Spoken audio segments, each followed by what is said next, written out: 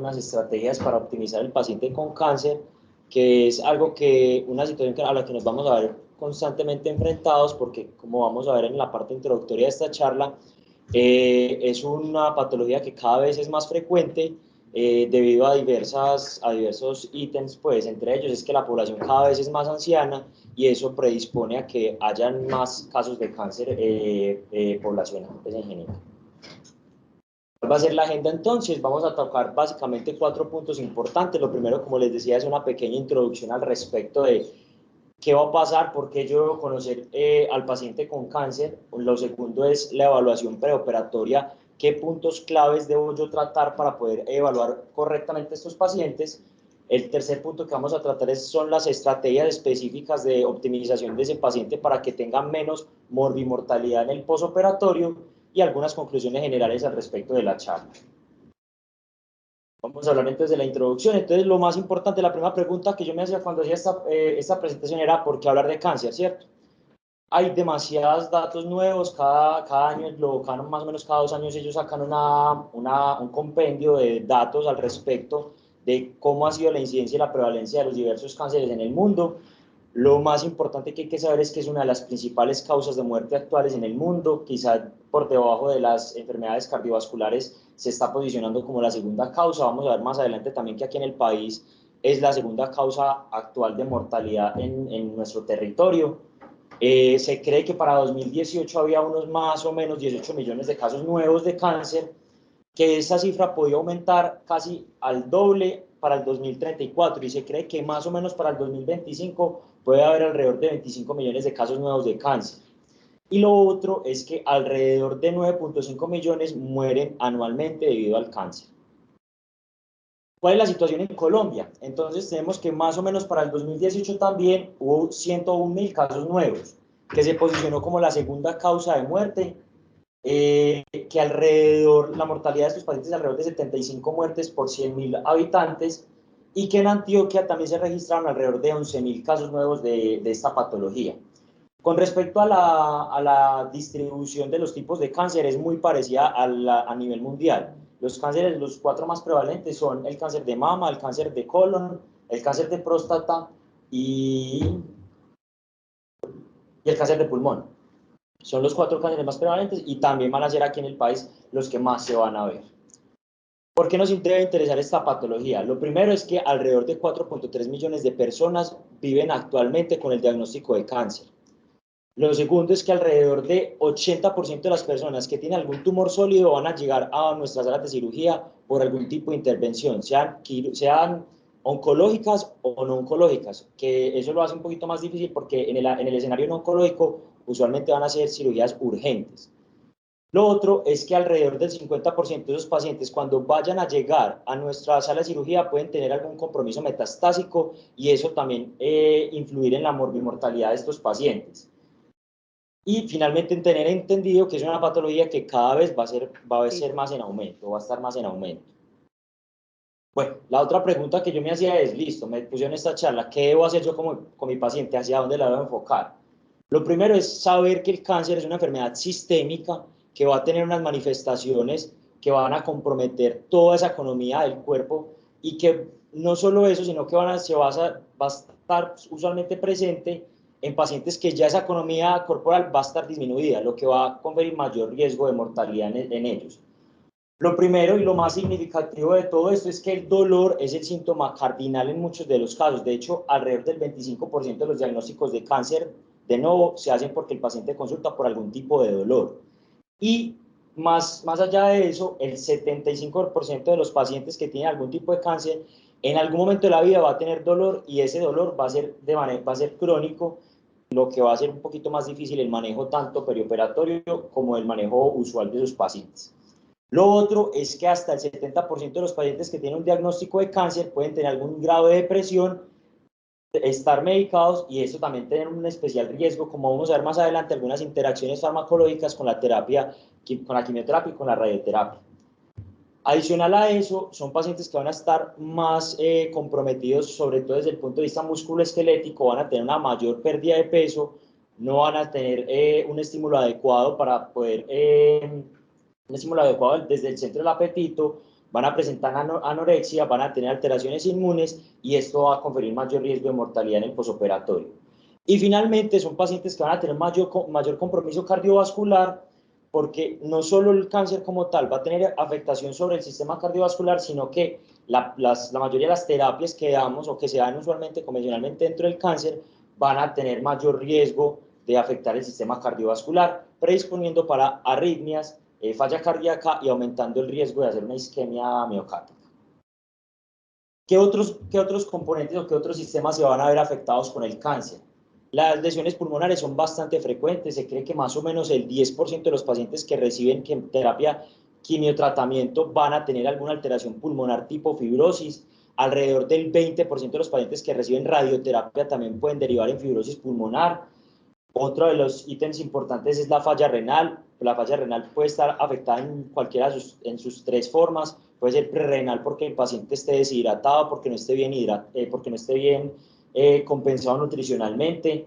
Pacientes que van a tener alteraciones del parénquima renal por el quimiotratamiento y pueden tener patologías urológicas o patologías ginecológicas que obstruyan la salida de la orina y por tanto también derivar una falla renal posobstructiva. Y finalmente vamos a tener en cuenta que hay trastornos inmunes propios al cáncer, a esa cachexia que sufren los pacientes, van a tener alteraciones electrolíticas, sobre todo del potasio y del calcio, y finalmente, sobre todo los pacientes que tienen leucemia van a tener mayor riesgo de lisis tumoral, de falla renal y de hipercalemia. Desde el punto de vista hematológico, ¿qué vamos a ver? Que se van a afectar tanto la línea roja, la blanca, como las plaquetas. Dentro de la línea roja, lo más común ver en estos pacientes son pacientes que van a ser anémicos, son pacientes que pueden tener destrucción directa de los eritrocitos por culpa de la misma patología oncológica. También va a haber una disminución en la producción de eritropoyetina a nivel renal. Y finalmente, pues por el hipoconsumo, también pueden tener deficiencias de vitamina B12 y de hierro. En cuanto a la línea blanca, vamos a ver que la mayoría de los pacientes pueden desarrollar neutropenia asociada al manejo quimioterapéutico, hasta un 50% pueden tenerlo, y esto va a conferir mayor riesgo en las infecciones tanto preoperatorias como en el posoperatorio, y va a disminuir la tasa de curación de la herida quirúrgica, predisponiendo a mayor riesgo de infecciones.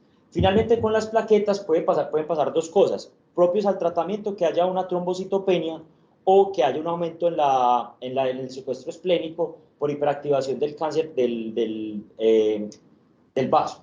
Y finalmente, recordar que estos pacientes van a tener un mayor riesgo de trombosis. Alrededor del 10% de los pacientes pueden tener en el transcurso de su enfermedad oncológica algún grado de trombosis, ya sea venosa profunda, un TEP, algún tipo de trombosis, y que en algunos casos la trombosis es el síntoma cardinal para diagnosticar el cáncer. Con respecto a los síntomas locales, vamos a tener algunas especificaciones. Importante el síndrome de vena cava, que se puede dar en algunos tipos de tumores mediastínicos y tumores pulmonares. ¿Qué riesgo va a tener principalmente? Va a generar edema a nivel, pues un edema cefálico que puede comprometer la vía respiratoria y que va a ser una emergencia oncológica que requiere radiotratamiento a la mayor brevedad posible. Con respecto a los cánceres que son de cabeza y cuello, pues obviamente va a haber trastornos tanto de la vía aérea como de trastornos de glutóreos que van a conferir mayor riesgo a ese paciente, y los que hay que tener especial cuidado cuando se hace la evaluación, porque obviamente el abordaje de la vía aérea de estos pacientes va a cambiar drásticamente. Y finalmente, los pacientes que tienen compromiso a nivel medular, pues son pacientes que pueden tener algún tipo de compromiso periférico y compromiso periférico y compromiso de glutorio, que van a conferir mayor riesgo también a la hora de hacer la evaluación de la vía aérea y en el posoperatorio inmediato también. ¿Cuál va a ser entonces esa evaluación preoperatoria o a qué debe ir enfocada? Tiene tres rasgos importantes. Lo primero es saber que el paciente no solo sufre de cáncer, es decir, ese paciente puede haber sufrido antes un infarto agudo de miocardio, puede tener hipertensión, puede ser diabético, puede tener enfermedad renal crónica. Entonces, estos pacientes se requiere de un abordaje un poquito más concienzudo y específico de esas patologías, porque esas patologías también van a conferir cierto grado de morbimortalidad. Lo siguiente es saber de qué lo han operado al paciente, obviamente, saber cómo le ha ido en esos eventos previos, si relacionado a su cáncer ha tenido algún tipo de evento relacionado con la vía aérea no predicho o predicho y cómo lo han abordado. y cuál ha sido la historia oncológica de ese paciente, qué tipo de cáncer tiene, cuál es más o menos el pronóstico que tiene, cuál es el estadiaje que le han dado y qué tratamientos previos tiene. Entonces, desde el punto de vista de esa historia oncológica, nos vamos a centrar sobre todo en el tratamiento. ¿Por qué? Porque la quimioterapia y la radioterapia van a tener unos efectos que son benéficos para el cáncer, pero pueden ser deleterios para el cuerpo del paciente.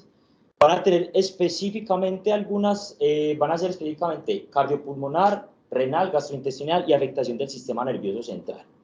Dentro de esos efectos sistémicos que puede tener el quimiotratamiento, nos vamos a centrar básicamente en que algunos pueden tener afectación de las mucosas y pueden generar mucositis. Y en muchos de los artículos que leía para preparar esta charla decían, casi nadie le pone cuidado a la mucositis y el problema es que la mucositis, cuando usted hace una laringoscopía, si es fallida, aumenta el riesgo de hacer una hemorragia en la vía aérea y de perder la vía aérea del paciente. Entonces hay que tener especial cuidado con estos pacientes y hacerlo de la mejor forma posible porque casi que podría ser su único intento de laringoscopía. Con respecto a los otros tratamientos, hablaban mucho de la bleomicina. La bleomicina es un agente quimioterapéutico que puede generar fibrosis pulmonar. Y no solo el problema es que genere fibrosis pulmonar, es que al usted utilizar FIO2 altas con la bleomicina, que ya generó fibrosis pulmonar, puede hacer intoxicación por oxígeno. Entonces, aumentar la cantidad de especies reactivas de oxígeno en ese pulmón y pues, deteriorarlo mucho más. Entonces, con la bleomicina hay que tener un especial cuidado. Y también hablaban mucho de la doxorubicina, porque la doxorubicina, a pesar de que también afecta la función cardíaca, afecta la función vascular. Entonces, los pacientes dentro del tratamiento, dentro del intraoperatorio, pueden ser más predispuestos a presentar hipotensión con una poca respuesta del miocardio para suplir el gasto cardíaco.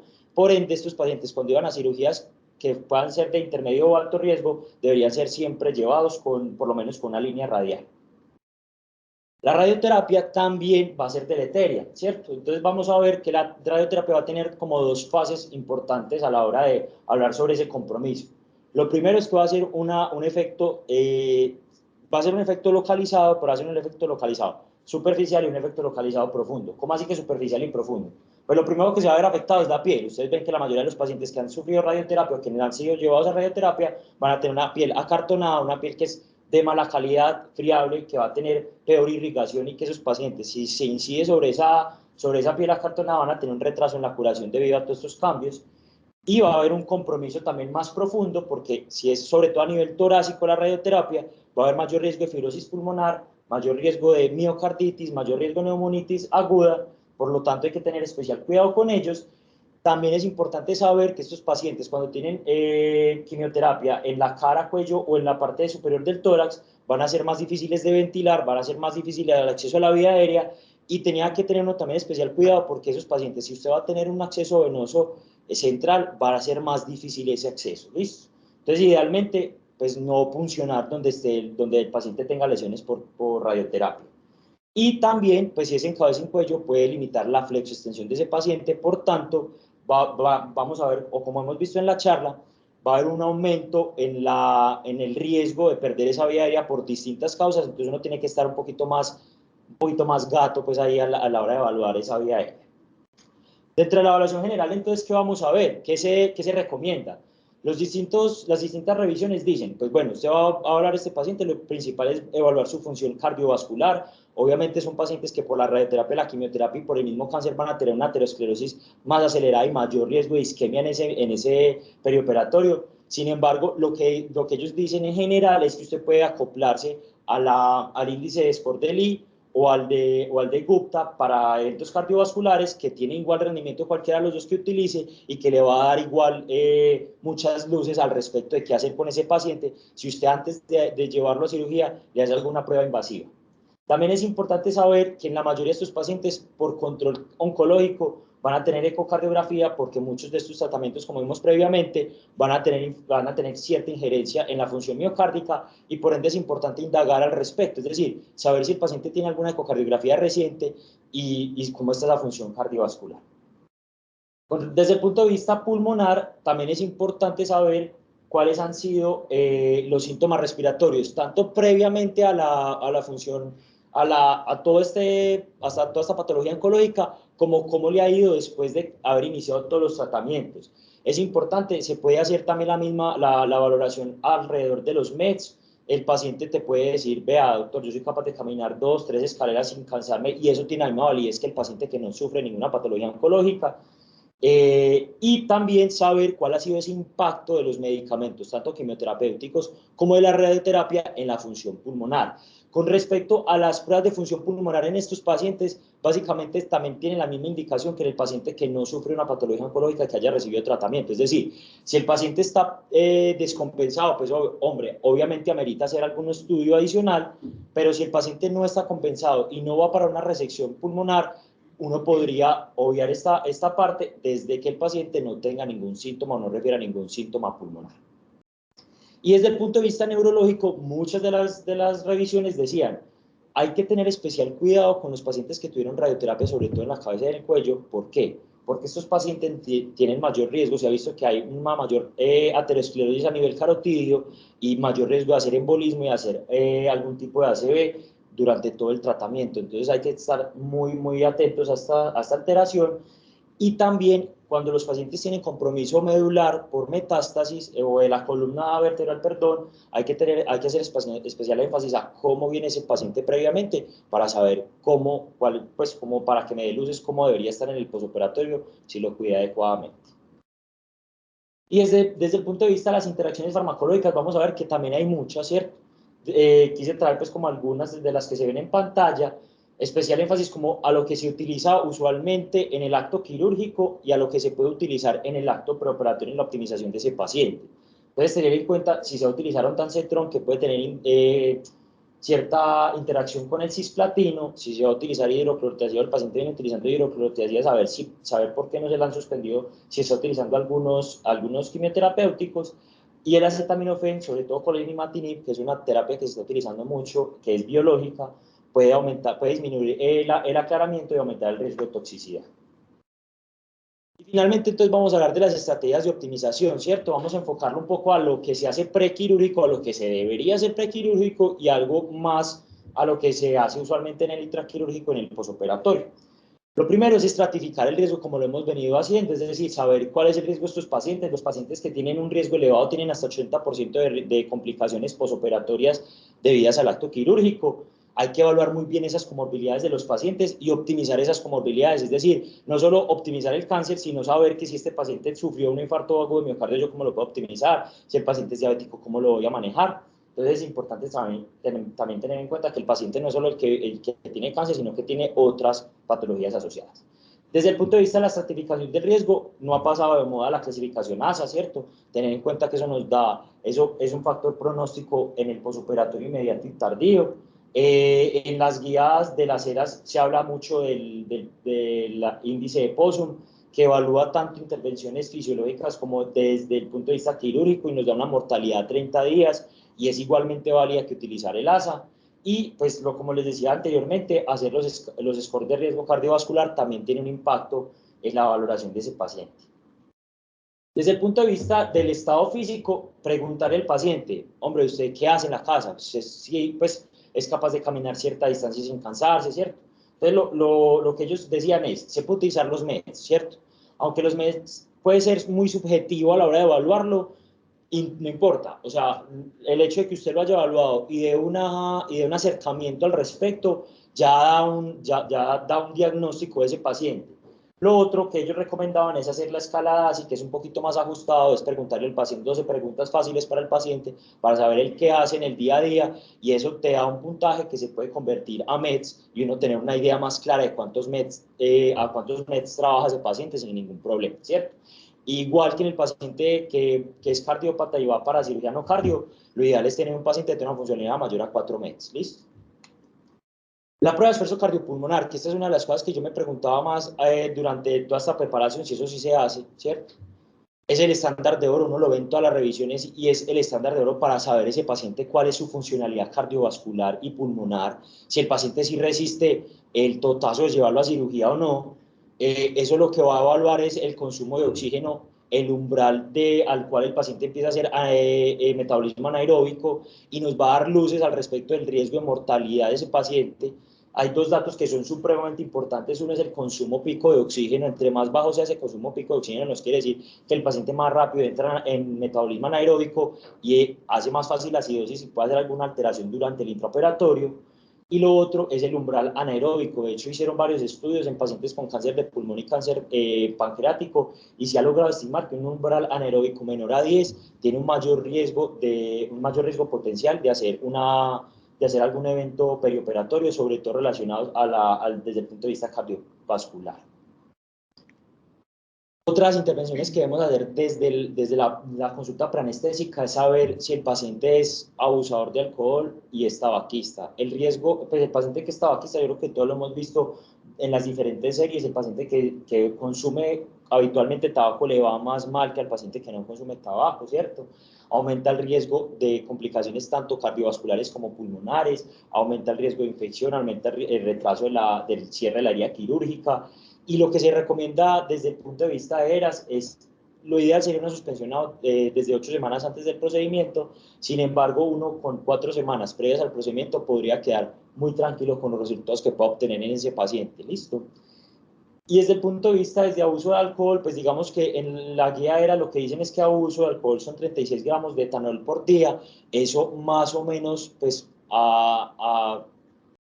al español es tomarse más o menos un cuarto de aguardiente o de ron al día, o más o menos 3 cervezas. Si el paciente consume más de eso, es un paciente que tiene un patrón de abuso y es un paciente que en teoría se va a ver privilegiado si se suspende ese patrón.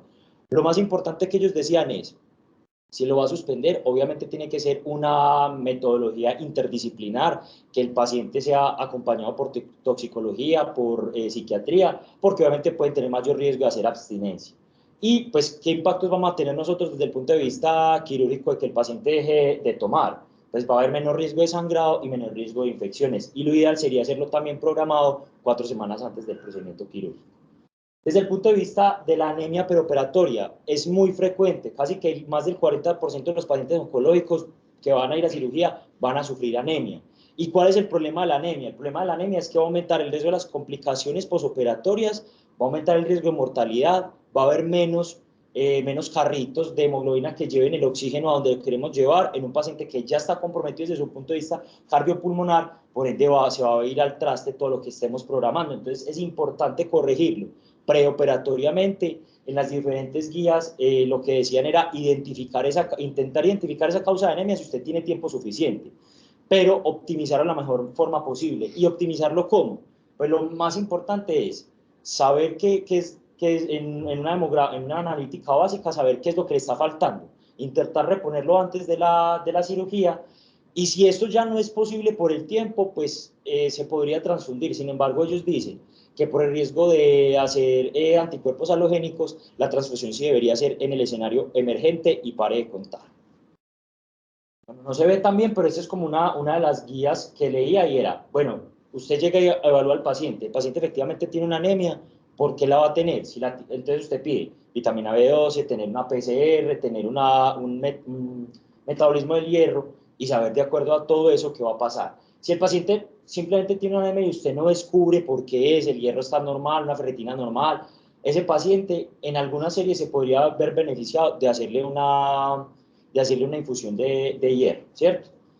Si el paciente efectivamente tiene una ferropenia, pues ese paciente sí que más se va a ver beneficiado de ponerle hierro. Pero si el paciente tiene el hierro normal, pero una PCR elevada que le haga pensar que el paciente tiene una anemia de tipo crónico inflamatorio por su enfermedad, este paciente es el que se va a ver beneficiado más de ponerle EPO y después hierro que solo hierro. ¿Listo? Es como el mensaje claro, es decir, definitivamente no supe por qué tiene la anemia, lo puedo optimizar con hierro, y si es una anemia de tipo inflamatorio, lo puedo optimizar primero con EPO y después con hierro. ¿Listo? Y otra de las preguntas que me hacía es sobre el uso tranexámico. Desde el punto de vista, sí, digamos que haciendo la revisión en las bases de datos, uno ve que pues, el ácido tranexámico ha sido muy difundido su uso en diferentes tipos de cirugía. Pero ¿qué pasa con el paciente con cáncer? Que uno dice, no, que miedo, de pronto se trombosa si yo le pongo el ácido tranexámico. Este estudio que pues fue un metaanálisis hecho en Brasil, sedimentó muchos estudios y al final sacó 5 estudios de diferentes tipos de patología. Había patología urológica, había patología ginecológica, abdomen y tórax, en el cual se empezó a indagar sobre cuál es el uso del ácido tranexámico en estos pacientes, y lo que finalmente se documentó, como se ve acá abajo, es que el paciente tiene menor riesgo de hacer trombosis, pues no tiene menor riesgo, no tiene un riesgo aumentado por su patología oncológica de hacer trombosis, y de hecho se benefició en menores pérdidas sanguíneas y menor necesidad de transfusión en el intraoperatorio. Por tanto, ellos decían que podría ser seguro su uso, y realmente dentro de los diferentes estudios que se miraron acá, ellos dicen, hombre, realmente es una estrategia que puede servir en este paciente, y más si, como lo vimos previamente, es un paciente que va a estar previamente anémico. Entonces es una de las estrategias adicionales para llevar a este paciente a buen fin. Por último, vamos a hablar un poquito de la optimización nutricional. Estos pacientes, como vimos desde el principio, son pacientes que se van a hacer característicamente flacos, y no solo es que sean flacos, es que es el paciente que va a estar demasiado, que va a tener poco apetito, que va a tener trastornos inmunológicos, y que se va a beneficiar de la valoración adecuada de nutrición en todo este paralelo de la evaluación preoperatoria. Y lo más importante es tener en cuenta si este paciente no está bien nutrido, es un paciente que va a tener mayor riesgo de complicaciones asociadas al evento quirúrgico.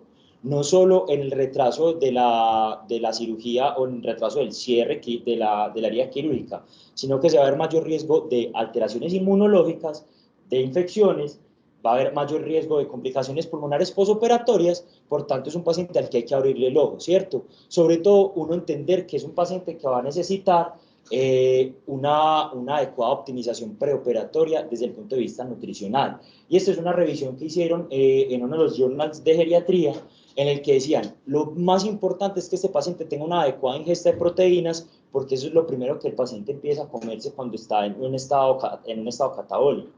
Lo ideal es, incluso recomiendan en algunas series, si el paciente no tiene una contraindicación, hasta 2 gramos por kilo de proteína al día. Lo más importante es hacerlo a través de una reposición de nutrición enteral, hacerlo incluso, pues lo ideal es hacerlo casi 4 semanas antes del procedimiento quirúrgico. Sin embargo, si esto no es posible, en algunas recomendaciones decían hacerlo por lo menos una semana antes del procedimiento, que el paciente lo vea nutrición y se empiece a optimizar una semana antes del procedimiento. Ya que vemos que pues obviamente no vivimos en el mejor escenario, pues, pero sí podría ser una medida que podría optimizar ese paciente, y 7 días antes es algo que es bastante factible. Si definitivamente uno ve, no, este paciente tiene una patología gastrointestinal, no puede recibir nada vía oral, se puede iniciar una vía parenteral, y lo ideal es iniciarlo 7 a 10 días antes. Y lo otro de lo que hablaban ellos es tener mucho cuidado con el ayuno. Estos pacientes sí que se benefician de lo que propone el protocolo ERAS, de las bebidas con carbohidratos hasta 2 horas antes del procedimiento quirúrgico. Se ha visto que tienen menor riesgo de consumo de proteínas en el posoperatorio y menor riesgos de infecciones en el posoperatorio. Entonces, estos pacientes, si hay un paciente al que usted tenga que darle esa carga de carbohidratos en el preoperatorio, es un paciente oncológico. Y finalmente vamos a hablar del manejo del dolor. Pues para nadie es un secreto que estos pacientes van a ser consumidores de opioides de forma crónica, y el que no lo es, pues en algún momento del curso de su patología oncológica va a necesitar opioides por alguna razón. Entonces son pacientes que van a tener mayor riesgo de tener dolor crónico. Por lo tanto, ahí sí que hay que tener todas las estrategias multimodales de las que dispongamos en nuestro servicio, o de las que yo sea capaz de brindarle a este paciente. Lo otro es que estos pacientes usualmente son pacientes que pueden ir a procedimientos repetitivos para el control de su enfermedad o por complicaciones derivadas de esta. Y finalmente entender que pues hay pacientes y hay procedimientos, entonces saber para qué procedimiento puede servir más una analgesia u otra, y para qué paciente va a servir más. Desde el punto de vista analgésico, pues digamos que las guías ERAS hablan de distintos tipos. Lo primero, y digamos que la técnica Gold estándar de la que ellos hablan, sobre todo desde el punto de vista abdominal, es la técnica de la analgesia, epidural. Se ha visto que disminuye el consumo de opioides, disminuye el consumo de anestésicos, disminuye la relajación neuromuscular, que es importante en el posoperatorio no tener estos pacientes con una relajación residual, porque van a tener mayor riesgo de complicaciones pulmonares. Va a mejorar el dolor tanto estático como dinámico, va a tener una recuperación de la función intestinal más pronto que con el uso convencional de los opioides, y va a disminuir el uso de los opioides. Casi que digamos que con la anestesia epidural los opioides podrían quedar solo para el rescate de la analgesia de estos pacientes. Otra de las técnicas de las que hablaban, sin embargo, muchos de las revisiones no eran tan partidarias, son los opioides intratecales. Ellos decían, no son tan partidarios por dos situaciones. Uno, por los efectos adversos a los que se ven expuestos estos pacientes, y dos, porque los pacientes que van a ir usualmente a estas cirugías son más frágiles y usualmente son mayores a 70, de entre 65 y 60 años, entre 65 y 70 años, perdón, y van a tener mayores riesgos de hacer esos eventos adversos. ¿Cuáles son esos eventos adversos? Retención urinaria, depresión respiratoria, prurito, que van a desencadenar o van a impactar en la morbimortalidad de estos pacientes. Por tanto, en estos pacientes, si usted definitivamente no tiene ninguna otra opción, lo que se recomienda es disminuir la dosis. Si se utilizan más o menos, pues ellos en las guías ERAS proponen hasta 250 microgramos de opioide intratecal para los pacientes menores de 75 años y menos de 150 microgramos intratecal para los pacientes mayores de 75 años. Con respecto a la infusión de lidocaína, hay que tener en cuenta que la infusión de la lidocaína se ha visto en diferentes estudios. Por ejemplo, un estudio de mama demostró que disminuía no solo la necesidad de analgésicos, sino que también la respuesta inflamatoria de esos pacientes. Por tanto, va a haber menores riesgos de infecciones postoperatorias y una mayor tasa de curación de esos pacientes. Entonces, pues es una de las mejores opciones también utilizar la infusión de lidocaína, reduce el consumo de opioides y se ha visto, pues no es superior a la técnica de la analgesia epidural, pero sí es una buena estrategia. ¿Y cómo se va a utilizar? Lo ideal es utilizar 1.5 miligramos por kilo en bolo 30 minutos previo a la incisión quirúrgica y se puede poner 2 miligramos por kilo hora durante todo el intraoperatorio hasta, pues se puede dejar hasta 2 horas después de haber terminado la cirugía sin ningún problema. ¿Qué otras estrategias hay? Pues tenemos las estrategias regionales que van a depender del sitio quirúrgico. En las guías ERAS de cirugía abdominal, pues es importante saber que el bloqueo TAP ha demostrado casi que el mismo rendimiento que la anestesia epidural, por lo tanto es una muy buena opción, que no necesariamente lo tenemos que hacer nosotros, pues si estamos muy cogidos del tiempo, lo puede hacer incluso el cirujano en el acto quirúrgico, hacer el bloqueo TAP. En los analgésicos, pues digamos que los AINES y los inhibidores de la COX-2 son como el gold estándar a seguir dentro de los analgésicos no opioides básicos para utilizar. ¿Por qué? Porque van a disminuir el consumo de opioides y no solo disminuir el consumo de opioides, sino que van a disminuir sus efectos adversos si usted los utilizó. Por lo tanto, son una muy buena estrategia. Sin embargo, dentro de las guías ERAS se ha visto que en algunos estudios han reportado mayor fuga intestinal cuando se utilizan sobre todo dosis repetidas. Entonces, por tanto, digamos que una sola dosis no va a hacer mayor efecto, no va a hacer mayor efecto sobre este efecto indeseado y sí va a ayudarnos en el manejo, pues, en el manejo de la analgesia de este paciente. Con respecto al paracetamol, ellos dicen que tiene muy buen rendimiento, es muy bueno, sin embargo no se ha visto que disminuya los efectos adversos de los opioides, pero sí disminuye el consumo de opioides, entonces también sería una muy buena alternativa. Y finalmente, pues con otros analgésicos que uno puede utilizar, está la ketamina y los gabapentinoides. La ketamina siendo un muy buen analgésico y se puede utilizar tanto en bolos como en infusión. Y desde el punto de vista de los gabapentinoides, pues se ha visto que disminuye el consumo de opioides, pero pues aumenta el riesgo de tiene otros eventos adversos como los mareos y la sedación, entonces podrían ser también indeseables y por eso se ha relegado mucho su uso. Finalmente, las conclusiones, ¿cuáles son? Tener en cuenta que es una patología que viene en ascenso, es decir, pues a nuestra mesa de cirugía pueden llegar factiblemente ahora más pacientes oncológicos, tanto a cirugía oncológica como no oncológica. Siempre hay que tener un plan anestésico claro, tener, pues no solo para abordar esa vía aérea, sino para el manejo analgésico multimodal y para la optimización de ese paciente. Hay que tener una evaluación preoperatoria exhaustiva, ser muy juicioso en la evaluación de ese paciente. Como vemos, pueden tener casi que todas las complicaciones de la anestesia en un solo paciente. Optimizarlo tanto como sea posible. Para nadie es un secreto que la valoración preoperatoria aquí, pues en Colombia se hace casi que el día anterior, pues entonces uno intentar hacerlo de la mayor, muy justa, pero de la forma más óptima posible.